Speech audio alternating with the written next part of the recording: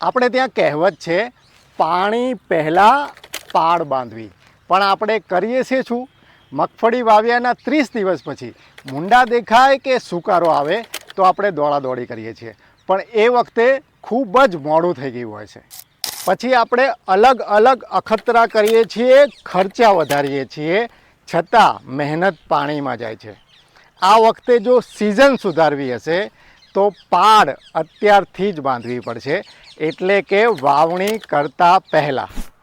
આ છે શ્રીરામ વરલસ્ટ, એટલે મગફળીનું અસલી સુરક્ષા કવચ. આ એ તીર છે જે એક સાથે 3 નિશાન સાધ છે. પહેલું ઉન્નત અંકુરણ, એટલે વધુ સારો ઉગાવો. બીજું જોરદાર વૃદ્ધિ, એટલે શરૂઆતથી જ મજબૂત છોડ. અને ત્રીજું સર્વગ્રાહી સુરક્ષા, એટલે મુંડા, જીવાતો અને ફૂગ સામે શરૂઆતથી જ રક્ષણ. કરવાનું શું છે?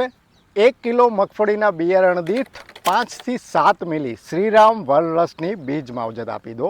આટલી પાળ બાંધી લો. પછી આખી સિઝનની રાત મોંઘા અખતરા છોડો. શ્રીરામ વરલસની બીજ માવજત એટલે શરૂઆતથી જ મગફળીની સુરક્ષાની ગેરંટી.